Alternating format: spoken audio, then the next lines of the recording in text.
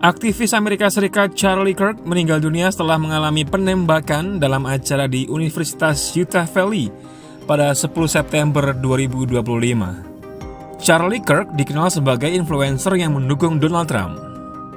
Kematian Charlie Kirk bahkan sampai dikumandangkan oleh laman The White House. Presiden Donald Trump sampai-sampai memberikan tanda penghormatan pada Charlie Kirk. What do you hope to tell Erica and the rest of the family? Well, I'm going to just give him my love. There's nothing much you can say. You talk about the great things he's done. I mean, he's been amazing. He's had a tremendous influence for a young man did a great job. He did a tremendous job, and he had a hold on youth because they loved him, they respected him. And you know, if you go back 10 years, those colleges were dangerous places for conservative, and now they're hot. They're very hot, just like this country is hot.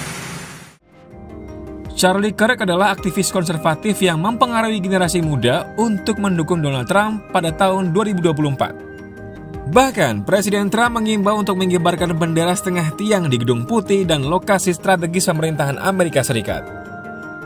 Mari kita kembali ke momen saat tubuh Charlie Kirk mendapatkan serangan dari peluru yang melesat langsung ke bagian lehernya.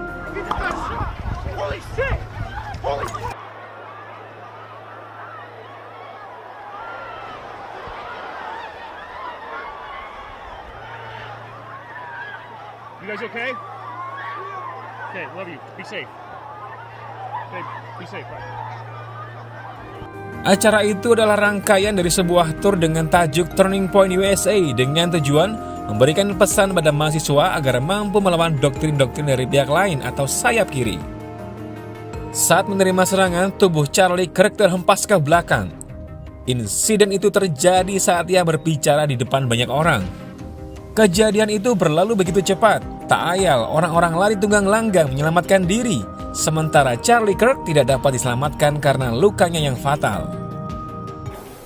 I was standing about the third level back, so probably 50 feet from Charlie.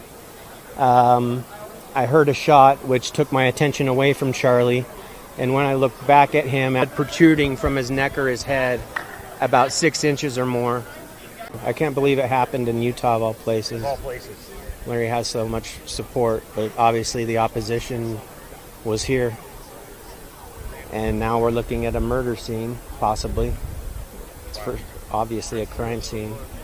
But I don't think that Charlie can survive this. 33 jam setelah kejadian, dengan perburuan intensif oleh para FBI, seorang pemuda bernama Tyler Robinson berhasil ditangkap. Pemuda berusia 22 tahun dari negara bagian Utah itu ditahan oleh aparat pada tanggal 11 September 2025. Bahkan penangkapannya pun diumumkan oleh Presiden Donald Trump. Ia menyerukan soal hukuman mati bagi Tyler Robinson. I want to express my deep gratitude to the employees of the FBI, the men and women, the evidence response team tacticians, the special operators, the agents, the support staff. You have done monumental work in historic time when the public, who had a right to demand such an expeditious solving of an investigation, the FBI answered that call diligently, critically important to our nation, and we delivered. And I'm proud to be their leader, and I'm proud to be the director of the FBI. Diketahui bahwa ayah Tyler Robinson menjalankan bisnis pemasangan meja dapur dan lemari, sementara ibunya adalah pekerja sosial. Dalam pernyataannya, Dewan Pendidikan Tinggi Utah mengatakan bahwa Tyler James Robinson adalah mahasiswa tahun ketiga dalam program makan kelistrikan di Dixie Technical College. Charlie Kirk adalah seorang aktivis kelahiran 14 Oktober 1993 dari Wheeling, Illinois, Amerika Serikat. Charlie Kirk dikenal sebagai sosok yang piawai dalam berkomunikasi. Mantan Eagle Scout atau pangkat tertinggi dalam pramuka ini pernah hadir di forum konservatif di Silicon Valley. Charlie Kirk bermimpi untuk kuliah di US Military Academy West Point. Sayangnya mimpi itu belum terwujud. Charlie Kirk tetap berusaha meneruskan studinya di Harper College. Namun ia justru memilih tidak meneruskan kuliahnya. Alasannya karena ia ingin fokus menjadi aktivis secara penuh. Salah satu karya besar dari Charlie Kirk adalah ia mendirikan kelompok advokasi konservatif nirlaba bernama Turning Point USA. Charlie Kirk rupanya adalah sosok yang amat dipercaya oleh Presiden Donald Trump. Lewat kelompok yang ia dirikan, Charlie bahkan sampai mendapatkan pujian dari Presiden Donald Trump. Kepergian Charlie Kirk meninggalkan duka bagi istri dan anak-anaknya. Erika Kirk telah memaafkan Tyler Robinson, eksekutor dalam aksi menembakkan Charlie Kirk suaminya. Erika Kirk yang juga Miss Arizona tahun 2012 itu mengatakan, ia tak akan menuntut hukuman mati untuk Tyler Robinson. And I want all of you to know, while Charlie died far too early, he was also ready to die. There was nothing he was putting off. There was nothing that was too hard or too painful or nothing that he just felt like he didn't want to do it. He left this world without regrets. He did 100% of what he could every day. But I want you to know something. Charlie died with incomplete work, but not with unfinished business. My husband, Charlie, he wanted to save young men just like the one who took his life. I forgive him because it was what Christ did and is what Charlie would do. The answer to hate is not hate.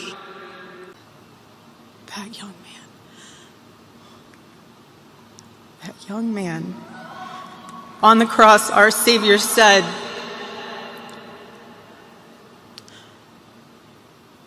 Father, forgive them, for they not know what they do. That man, that young man,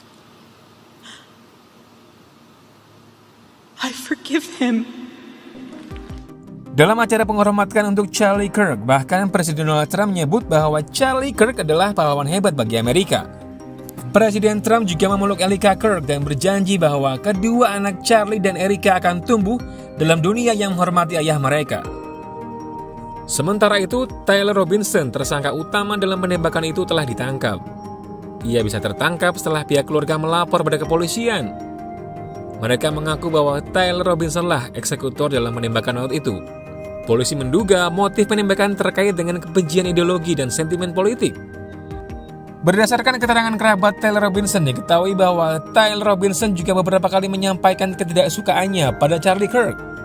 Polisi juga memeriksa pembicaraan Tyler Robinson dari Discord yang mengarah pada aksi penembakan itu. Saat berita ini dibuat, Robinson berada di penjara wilayah Utah County dan dijadwalkan menjalani dakwaan pembunuhan berencana serta pelanggaran penggunaan senjata api. Pihak penyidik juga masih menelusuri kemungkinan adanya pelaku tambahan atau jaringan lain yang terlibat.